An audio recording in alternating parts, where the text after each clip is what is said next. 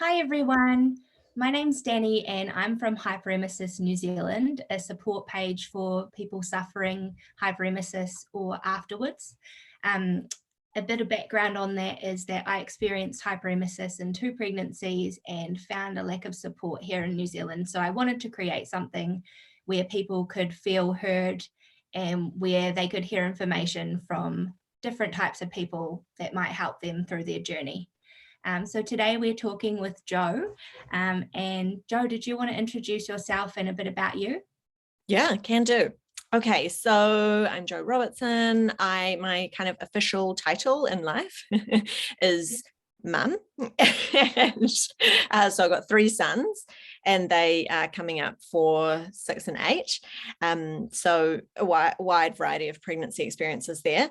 And then I am also, my other title is I'm a sex and betrayal therapist. So I have 2 big parts of my work, and I probably do 50% of each. One is around what I call pure sex therapy. So that's people who are struggling with their sex life due to an array of things. And one of those things can be the experience in pregnancy or the experience postnatally when your body has gone through such an enormous change. And then the betrayal stuff is, affairs and infidelity, etc. So obviously for the purposes of this, we're focusing on what's called on the pure sex therapy side. And I also co-founded an antenatal company, which I'm not a part of anymore, but Practical Parenting Antenatal in Auckland, and it's online with Oh Baby magazine.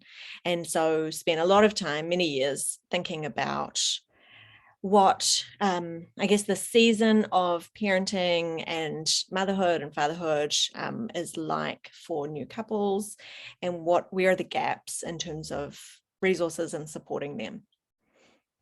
That's so cool, Joe. I didn't realize that you'd done that. Yeah, no, it was a good time. It was really great. So I spent 5 years working with couples in an antenatal setting, and we included relationship strategies and tools, and it was really great. That's amazing. Oh, well, sounds like you're the perfect person to be talking to about these things. So just before we get started, I just wanted to acknowledge that hyperemesis is so much more than its physical aspects. So obviously you've got the extreme nausea and vomiting and dehydration, but it's also really traumatic for a lot of people. It comes with many emotions and they are different for everyone. It can be grief of the pregnancy that you wanted, your relationship, your old self, your future family plans. And so, I just wanted to acknowledge that there's a lot of things that come into that package and that it's different for everyone, and that's okay. But if you are really struggling, then please do seek professional help. Yeah. Do you have anything that you'd like to add to that, Joe? Yes, my addition would be from a personal perspective. I know that one of the common experiences for people who have had hyperemesis is that others don't understand, and that there's isolation in that. And, I've had friends who've gone through it, and so many people throwing advice at them and telling them what to do and what not to do. And usually those people having not gone through it themselves. So I am often really reluctant to throw advice out there when it's not something I've gone through. So I guess I want people to hear that I'm acknowledging that I didn't have that. And I did have sickness in my pregnancies, and with my middle boy, I was sick for 25 weeks, but it wasn't hyperemesis. There's that extra layer of extreme experience. And so, I never want to be assuming that I really know what's going on for somebody.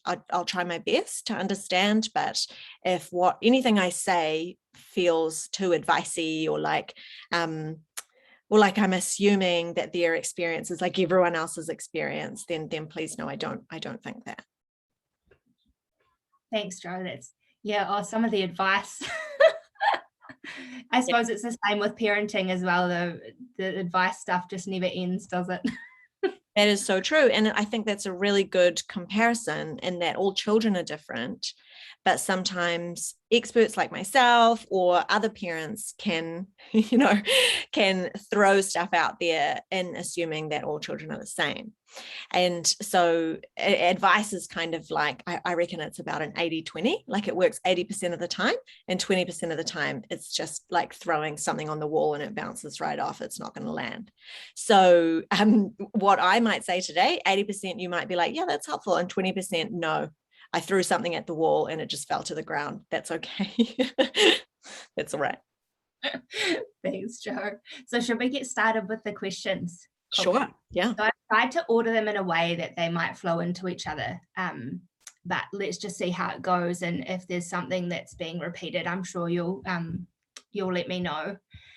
So the first one that we've got here is, I'm scared to get counselling because it might be triggering or traumatic.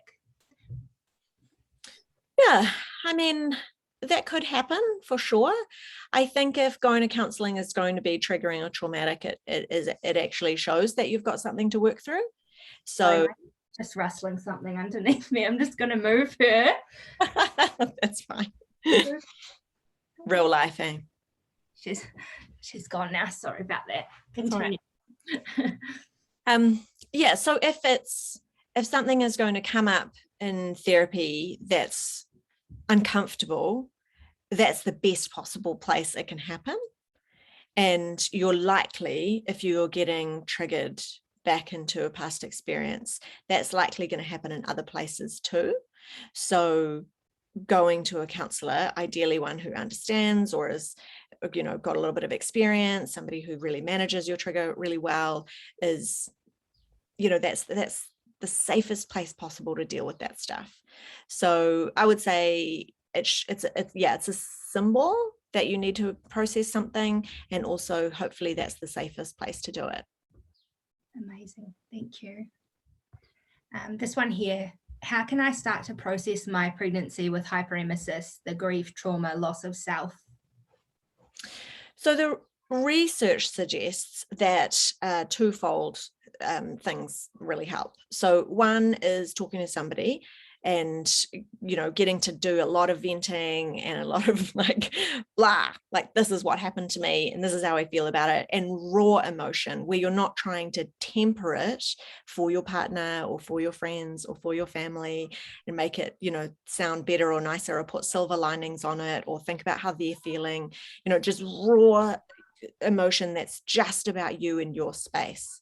So that's what counseling should feel like this is my space to talk about my stuff, and you're just totally unfiltered. So that is really, really helpful, getting some tools and strategies from them. But then the other thing that the research suggests is actually equally helpful for a traumatic experience is sharing your story with others who've gone through it and having them do the same, and finding solidarity in that. So groups that, I think this is why it's amazing what you've done, groups where there is shared experience and shared storytelling, people get, what's kind of the right word, maybe lifted by that. And I think the isolation that can be experienced during the hyperemesis, both from friends who don't understand, family who don't understand, and maybe a partner who's potentially not 100% supportive and awesome. There's a lot of isolation in that. And so finding people in your world, or maybe, online, is actually by research shown to have a really positive impact. So doing both is really, really important. Wow, that's really helpful, Jo. That's really cool. It makes me feel really special that helps people. So that's really cool. The next one I've got, you kind of just, this segues quite nicely actually. This one is, how do I overcome the fact that my husband never fully understood HG and didn't support me well? Yeah. I was thinking about this morning actually, because you obviously sent me that message before, just sent me that question, and so I was thinking about it this morning and like, what's kind of going on there, and it's quite similar to other experiences. It's not exclusive to HG in that, there's stuff we go through, I think particularly as mums, that our partners who haven't had babies will just never really understand. So there's a layer of acceptance or coming to peace that probably needs to happen there. And I guess a knowing in yourself that it's true. They will never really understand. Just like, somebody who hasn't had kids yet will never really understand what it's like to have children, or somebody who hasn't had hyperemesis like myself, even though I am a mum and have gone through pregnancies, I'll never really understand. And that's why finding understanding with another kind of peer community is so important. People who do get it, where you can kind of share your wounded battle stories. And so there's an acceptance that needs to come with that, and not, I guess, blaming them for something they cannot change. Like, they cannot change the fact that they've not gone through it. And I cannot change that I haven't gone through it when I'm sitting with women who have. So that's probably something that it will take a while, but a peace needs to be found there. And then there's two other things happening. One is that, you were essentially like, not you specifically, Danny, but, but you as well. But anybody who has gone through it the first time, the first pregnancy, you are a virgin to that. That is your first ever experience of hyperemesis. It is your first experience of pregnancy, but also of this really impactful, quite horrendous thing. So it is your first time, and equally it is their first time. So they have never gone through that either. They've never had a partner pregnant. They've never had a partner be so sick.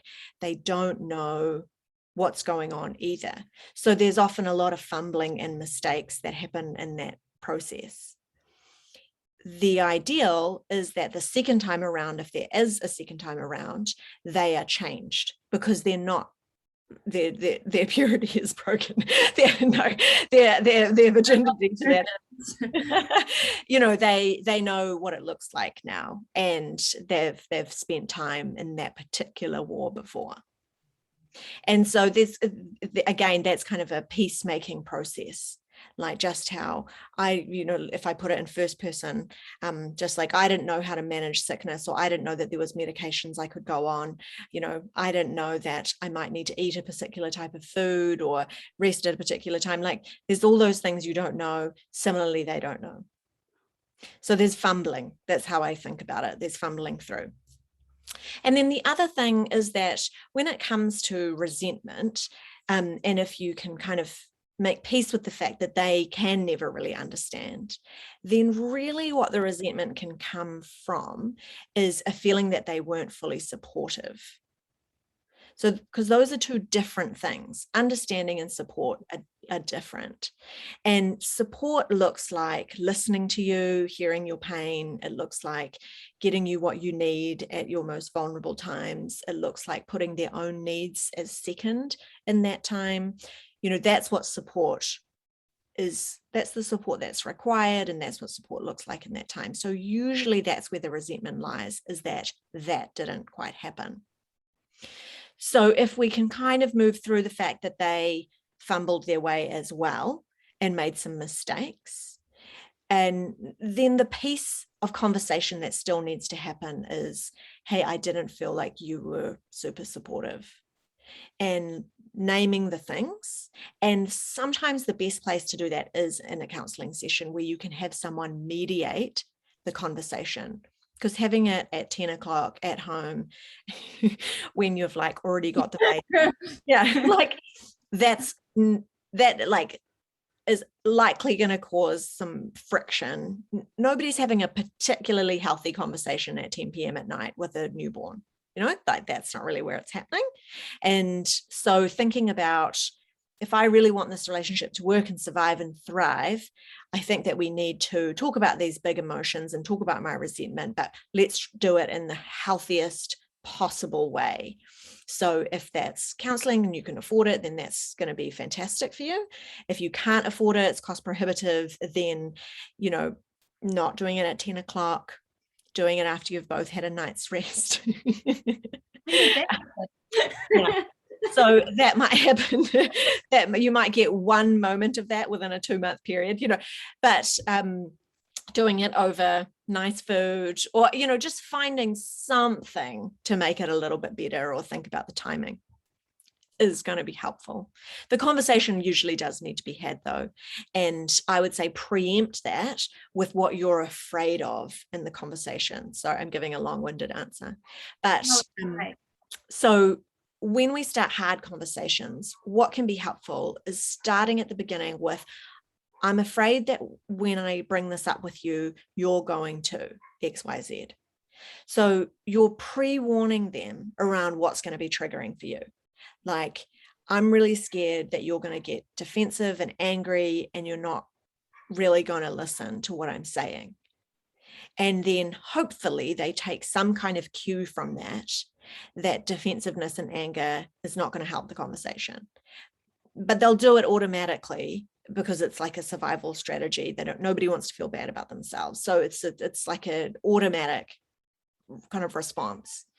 But if you can preempt that with a warning around your fear around it, then it might be helpful it might make it, 20% better. Yeah. That's amazing. I feel like I just learned so much from that, Joe. So thank you. Wow. With that, I thought of a question that you said something, and it made me think when you were just talking about the difference between support and not understanding. And I guess, this might be like asking you how long a piece of string is, but at what point do you know that maybe, it's not just a whoopsie, I maybe didn't understand and I maybe had a few slip ups, versus, look, I wasn't supportive at all, and maybe, there was some intention behind them not being supportive and not being there for you. Would you have anything to say around that? Yeah, I would say then you're dealing with a kind of betrayal. So a betrayal doesn't have to be sexual. It can be feeling like your partner intentionally harmed you or did something, that they knew would harm you. And so that is a form of betrayal, even if it's, they went overseas for 2 months while you were pregnant, and, or they went out every weekend with their friends, knowing that you really needed them to help make you food. Those are maybe some mini examples of betrayal. And so betrayal then kind of hurts the soul, like it goes very deep, and it creates a big wound that really, really needs work, and often takes months, if not, a year, 2 sometimes, to work through, even if it's not a sexual betrayal. And even if it doesn't include another person, because it's a feeling of, I was at my most vulnerable and you did not turn up for me. And you did that knowing you needed to turn up for me. So that's a betrayal. And because you're in a vulnerable stage of life, given your pregnancy and early baby years, etc., it's really important that you do actually talk about that. I find with couples who never talk about it, it's going to come up later and it's going to come up worse. So doing that work early is going to be pretty important, and it's very hard to do it at home in your lounge at 10 o'clock. So please get some extra support to do that. And I want, for whoever has felt that that's happened to them, that I want them to feel really validated that wasn't okay. And, that's going to create some really significant pain, and that you don't just have to get over that. Thanks, Jo. Sorry, my voice keeps going all croaky. Right. So the next question we've got here is, how do I get my hubby to talk to me or someone about the experience? I know it was hard for him, but he won't open up. So how do you get them to talk to you about their experience? Is that what that question is? I think so. It says to talk to me or someone. So I'm guessing that's a counselor or I think they want their husband to open up about the experience. They know that they're struggling, but they won't open up. That's what I get from that. Yeah. So first up, we just totally cannot control our partners We cannot make them do stuff. They, need to be making these decisions themselves. We can do as much as we can to suggest and encourage, and at the end of the day, we can't force anything upon them. So my auntie, actually, she's spent a lot of time in AA groups for family members, just I don't know if that makes sense, but yeah. So my auntie has this thing where she says to me that love sometimes means letting others voluntarily evolve. So that is hard to do. If there's been a betrayal there, then I would say no, like you can really challenge them and put some boundaries around that. But if it's just that they're in a hard spot and they need support, but they're not doing it, then it can be a kind of a letting it go and letting them voluntarily evolve, as opposed to trying to push change upon them, which might actually make them move further away from it. So that's a special kind of patience. Yeah. Thank you. I like that saying. I'm going to write that down when I rewatch this. Next question is, do you have any tips for getting back to feeling like your normal self / a normal relationship after it has been so different, with us being so separate for 9 months?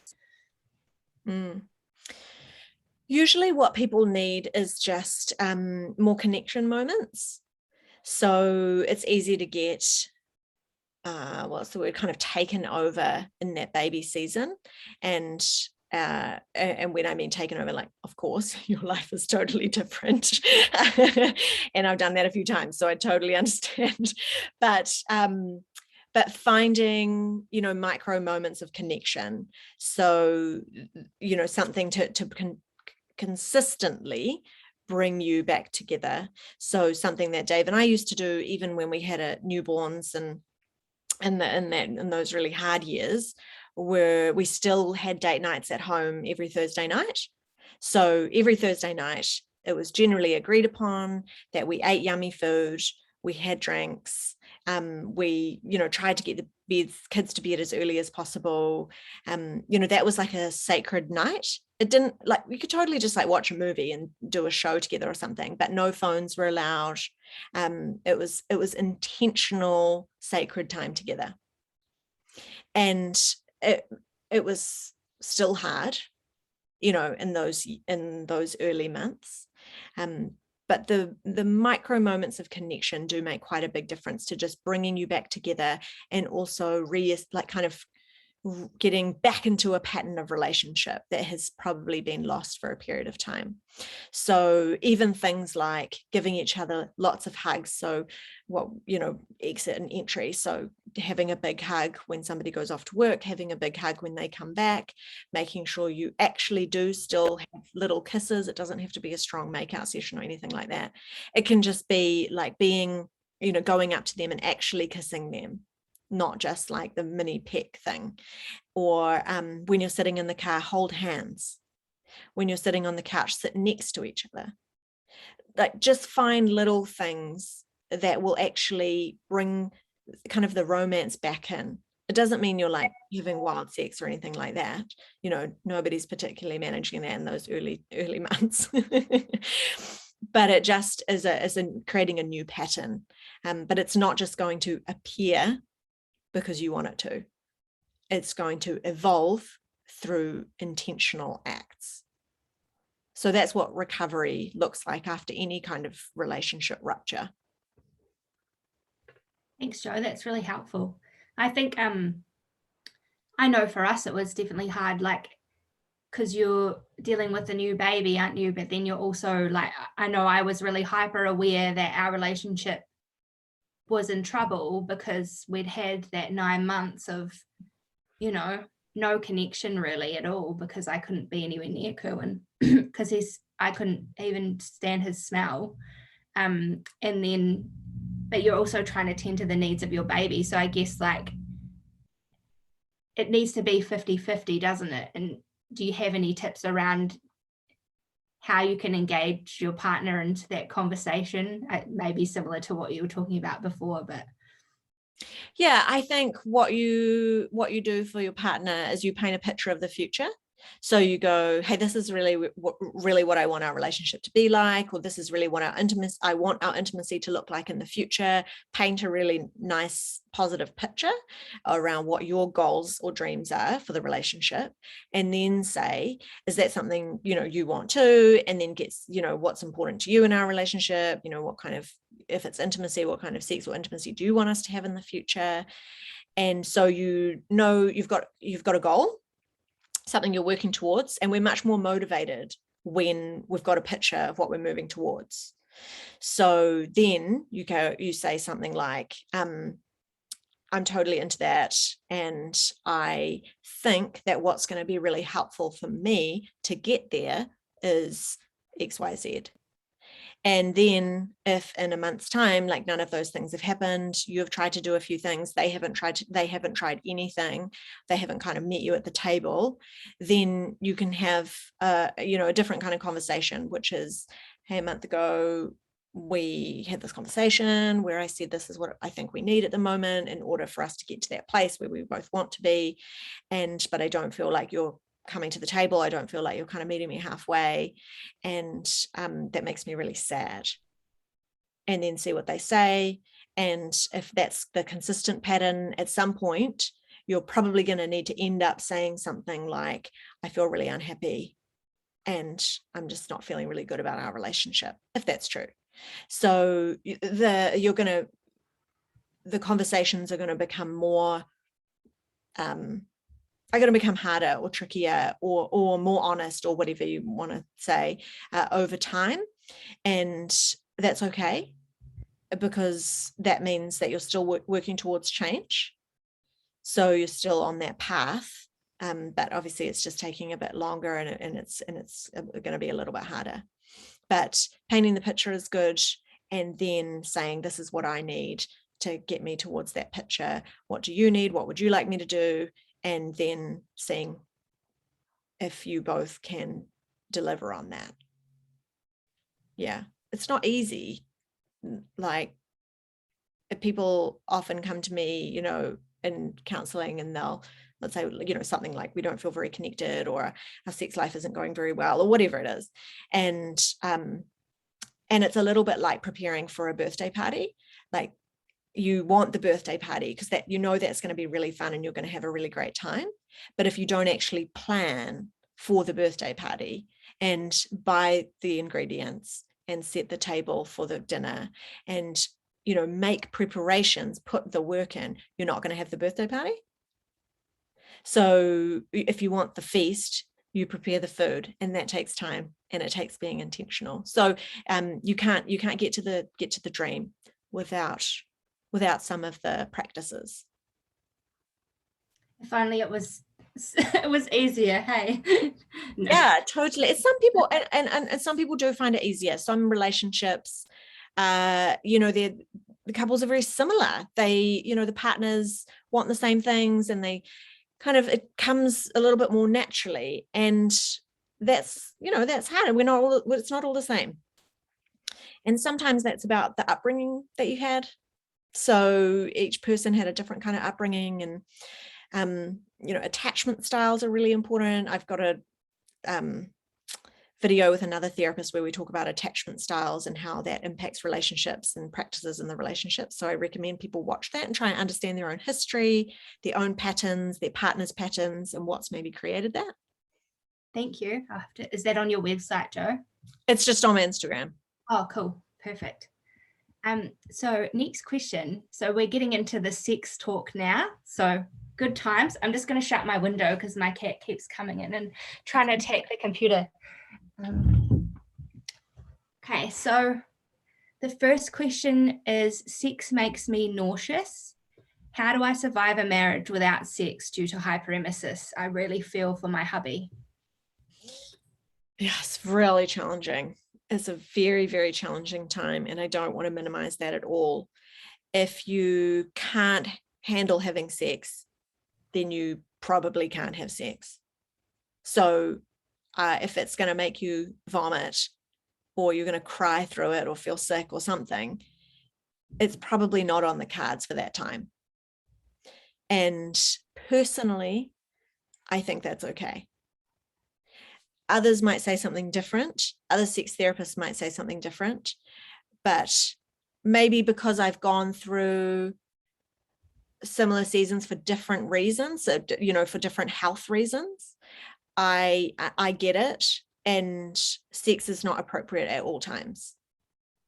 So it's a hard season. That's probably where your partner is going to maybe masturbate more. Then you need to have a conversation around, what if they're watching porn, if you're comfortable with that, not comfortable with that, they don't need porn. If somebody can't masturbate without using porn, there's a bigger problem happening. So they don't need it. And if they take, I don't know, whether it's you need to take sexual photos of yourself for them to masturbate over, I don't know, like get creative about it. But yeah, like yeah, totally. Like you can put some underwear on if that's what you can handle, put some underwear on, take some photos. They can have the photos and that can be part of their journey. I would have had to crop out like my all my tissues from all my spitting and bit of a filter on there. Yeah, that's okay. That's okay. That's okay. This is about survival. This is not about perfection.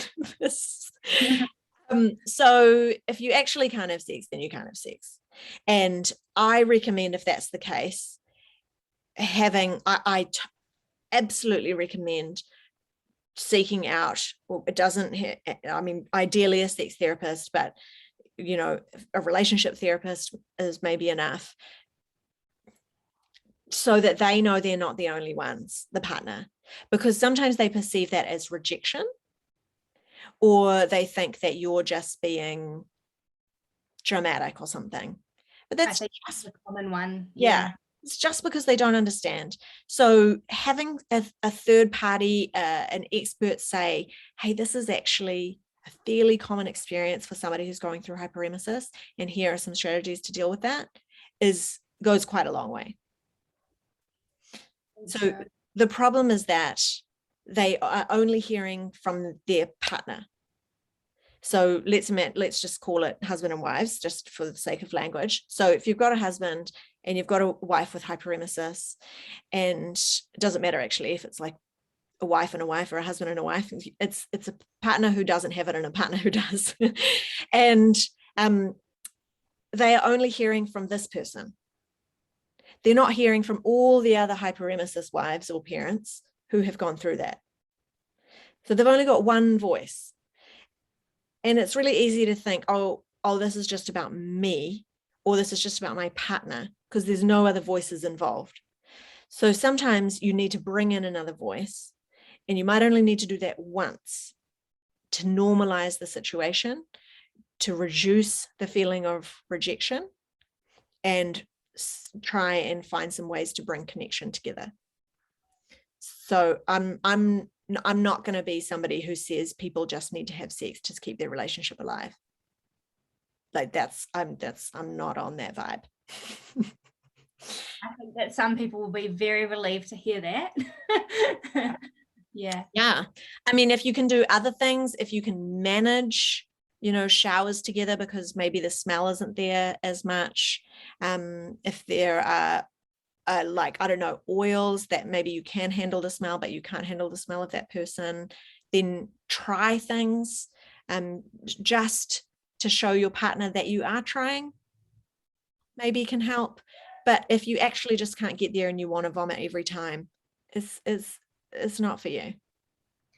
So with that question, Joe, so I'm just thinking about, this is probably a bit like TMI for some people, but thinking about myself, and when I was pregnant, like I couldn't leave the bed most days. Like any movement made me vomit. I was vomiting, like if I was unmedicated, it would have been 50 plus times a day. And so when you're in that state, it's really hard to consider the needs of your partner. And I guess it's it's hard to prioritize them when you're prioritizing survival. In that circumstance, which I know is common for quite a few, maybe not the whole pregnancy, but for some it does go the whole time.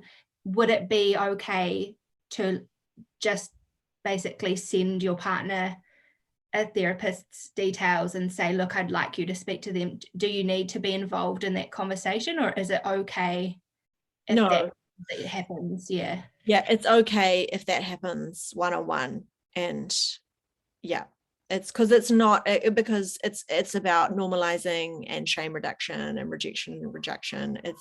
It's okay for them to do that one-on-one. Yeah. Cool, thank you. So the next question is around that topic, but this person here is finding that their partner doesn't understand and keeps pressuring them to have sex. That's going to create a really big wound, and it's going to create resentment. That's the experience that I've had with couples, is that they then have to really work that through later on. So if there is, no, sex should never involve pressure. At the end of the day, we wouldn't accept that outside of a relationship. So we shouldn't really accept it in a relationship. Like we say to teenagers all the time, if somebody's pressuring you to have sex, that's not okay. But it happens in, committed relationships as well. And we're like, oh yeah, maybe. And actually it's not okay either. So that is a really hard place to be in. I'm not going to say that's easy, but I am going to call it out as not okay behavior. And I am going to say that that's going to create some long-term relationship impacts. Maybe send them this video that you're watching right now. and I can be the third party voice to say, you're just going to create more harm. And actually long-term, you're going to negatively impact your sex life if you put pressure on your partner. It's going to create damage. And so talk to somebody. If it's after your hyperemesis and you're still rejecting sex and you're still saying, I kind of don't want it to do anything, etc., then that's a different conversation. But if it's about that 9-month season, and then probably the however number of weeks after that where you've got the newborn and your body's recovering, then you're like basically going through cancer. Like we wouldn't tell somebody who's going through cancer and vomiting all the time from the chemo, you need to be having sex. That's kind of a wild thing to say. So so they need to understand the season, and they probably just haven't had somebody to really explain it to them and say this is not okay. Thanks, Jo.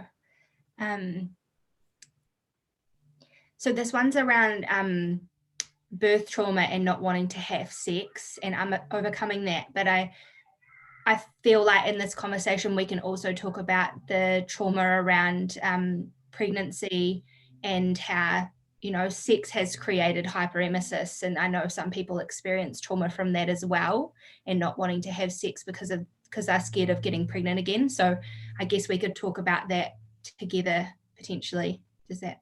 Yeah, well, it's kind of a similar thing. It's the same kind of conversation. It's being able to talk about that with somebody, but also find people who get you. So that's your kind of support. And then also, are there actually are there support groups that meet in person or on Zoom or something? For hyperemesis, I think that there are potentially some in the UK and maybe through the American charity, but not in New Zealand. Maybe I need to do that. I don't know. I know that when it comes to sexual issues and betrayal, that having somebody who's gone through what you've gone through, it's based in research, but also just personal experiences from clients, just helps enormously. So, because then you're like, oh, I'm not the only one, and it instantly kind of diffuses something. So yeah, it's both. It's if you feel like you can't have sex again because you're scared, then yeah, you need to talk to somebody to process that and do some mindfulness. You need to have like maximum contraception. You need to like double down. You need to have 2 types. I would say go on 2 types. because peace of mind is going to be your friend. The contraceptive pill can sometimes have a negative impact on desire, but probably your desire might be helped by the fact you're not worried about getting pregnant. So finding some ways to bring you some peace of mind and finding some mindfulness relaxation activities when you do go to have intimacy again. Most people can't go straight into sex. And most people can't, I would say, shouldn't really do that after having a baby either, no matter what they've kind of gone through. The body has gone through something enormous. Your sex drive is often much, much lower because you're low in estrogen.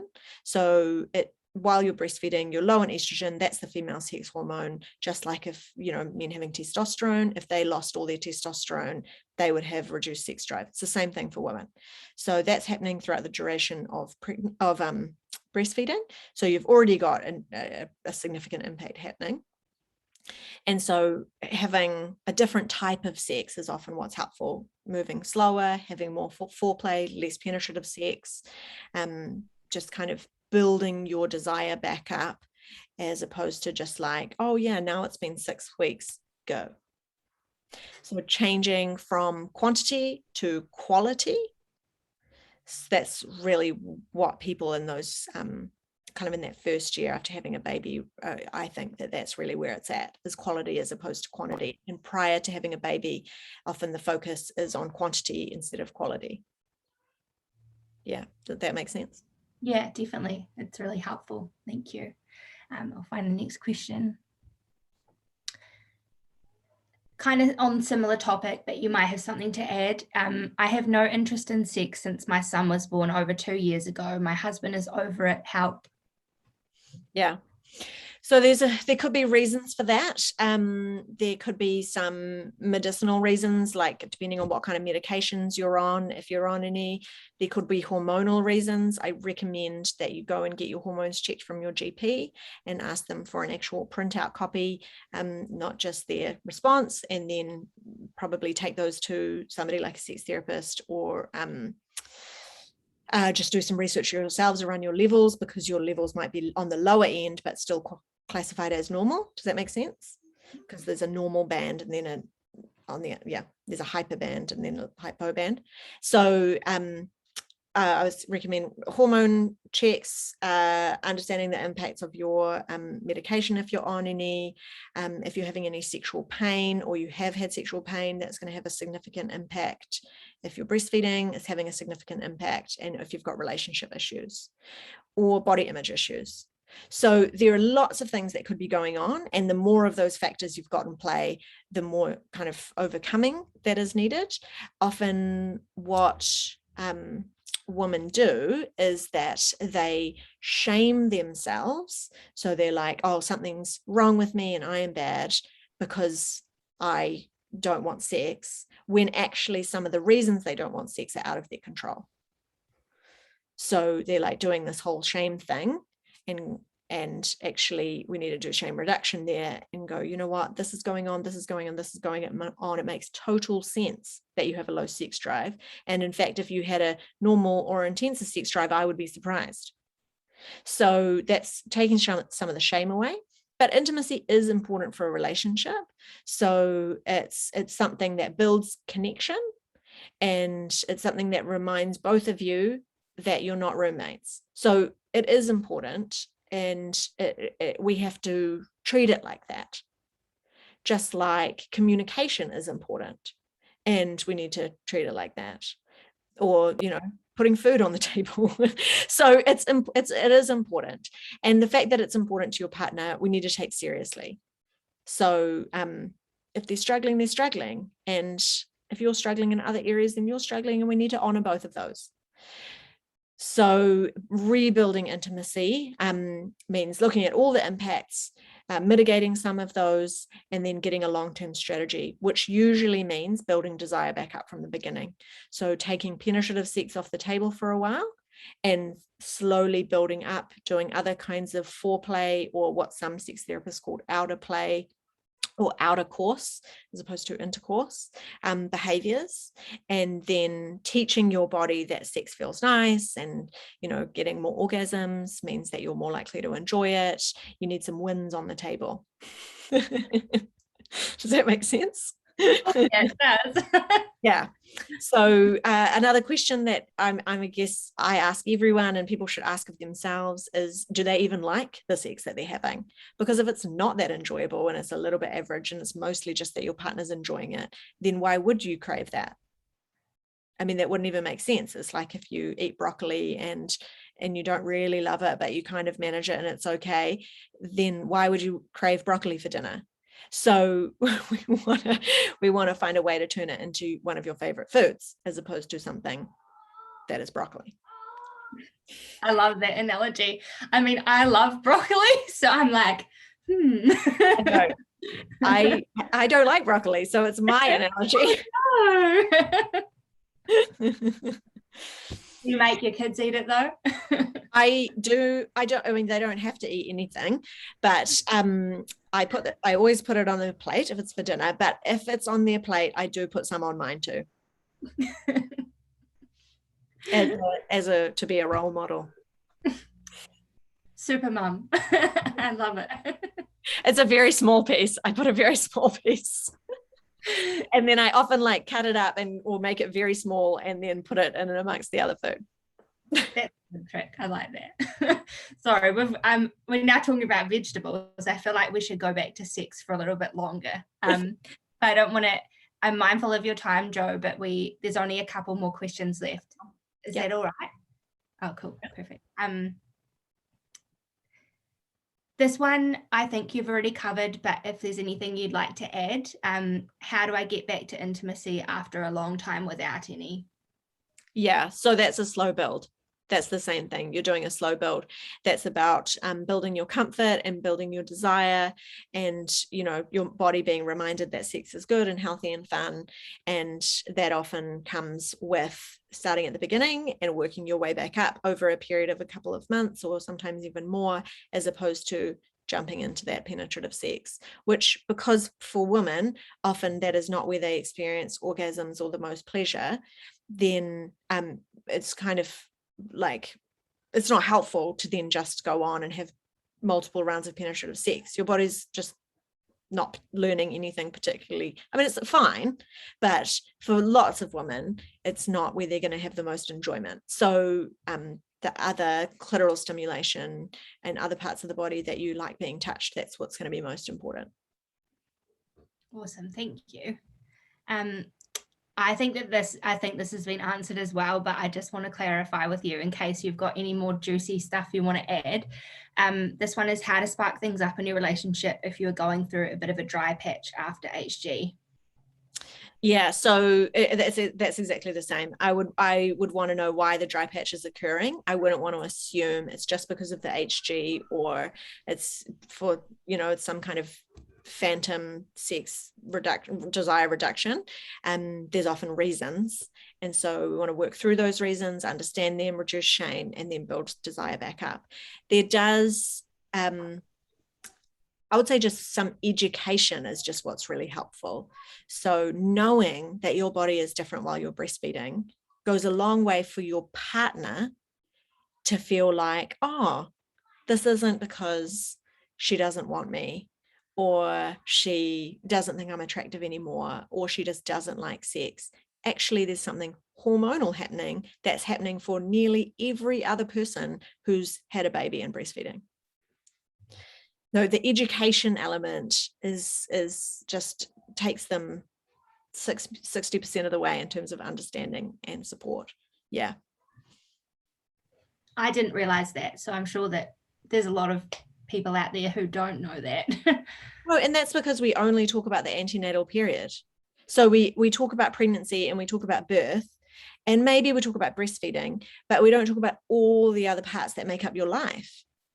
And in the baby years, up until that first year, let's say, you're also just really tired. And so we focus a lot on sleep, on how baby's doing, and not really like how are you, how's your relationship, how's your sex life. and here are some of the things you need to know. Like, I mean, it's beyond me that those things don't get communicated. Yeah. Maybe, I don't know, maybe it's a lack of information by other professionals. I'm not sure. But anybody who's had a baby or is breastfeeding needs to know what's normal, what's okay, what's common, so that they don't tell their body off for doing something that they cannot control. Yeah, and because our health is so important for baby as well. So it's crazy, isn't it? Just that we don't know what's happening in our body. Yeah. Now we do. Thanks, Jo. So we've got one last question. It's quite a big one though. So I don't know if you want to get into it, but I'll ask it. And yeah, so this one is how to cope with infidelity due to HG. Okay, so we're going back to the betrayal stuff. And betrayal creates almost a primal wound. Somebody who's got what's called betrayal trauma actually exhibits the same symptoms as those who have got PTSD. So they've got like the same as if they'd gone to war and been, blown up by a bomb. It's the same often reaction in the body and in the mind that happens after infidelity. So that's really misunderstood by both partners. They feel like they should get over it fast, like, they should just forgive them, or that they should just leave. Most partners stay, and that is because they've got this life with this person, and there's usually a reason that they were with that person, and that reason doesn't just go away. There are things often that you still like about that person, and you want them to be, a father or a parent or whatever to your new person in your life.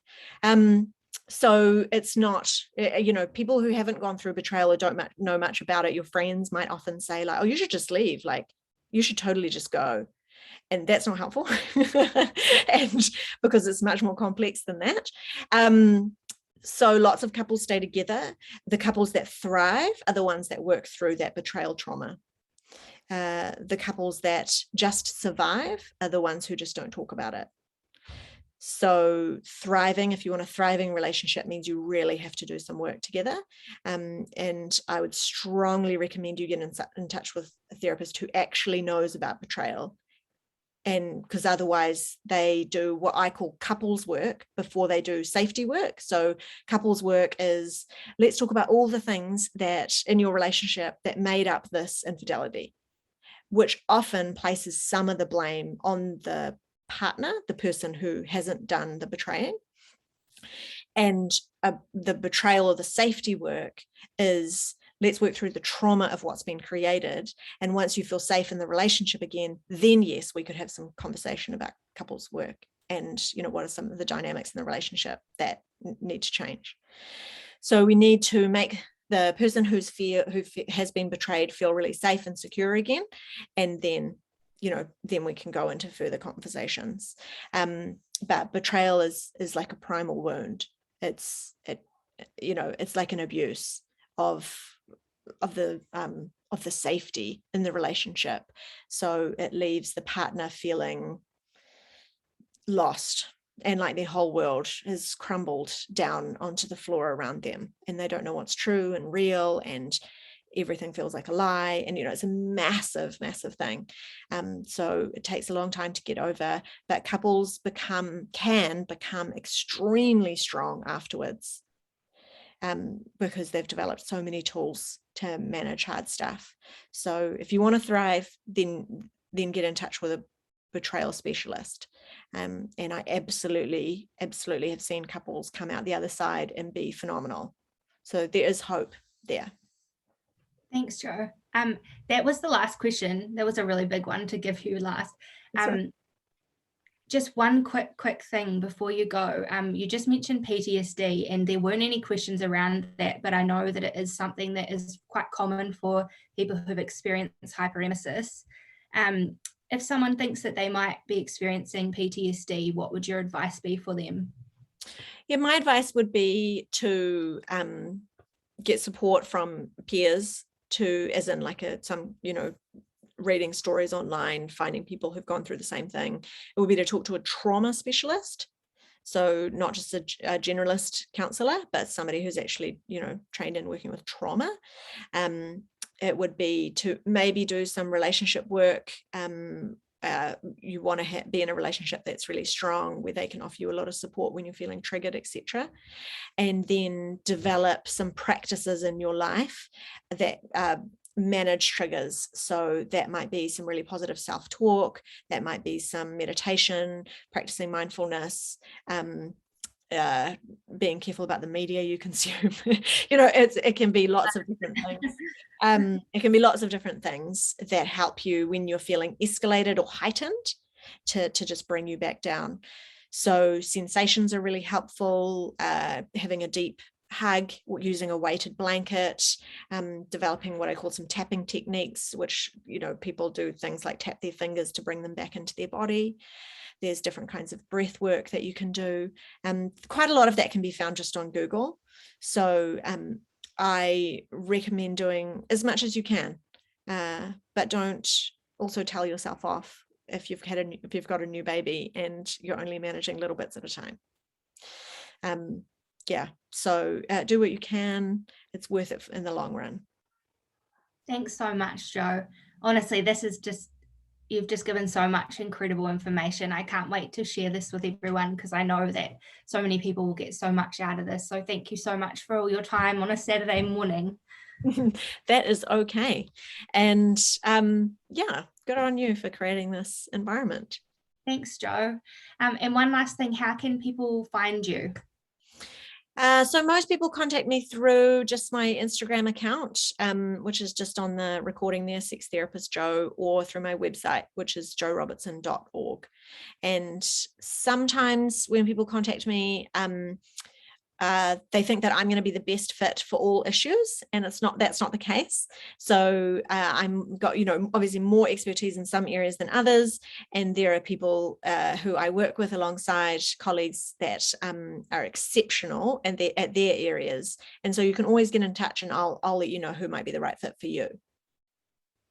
Thanks so much, Jo. I hope you have a nice day with your family, and even though you won't be allowed to go anywhere, you can now, can't you? Yes, little small, like we can go to a few places. All right, thank you. See you later.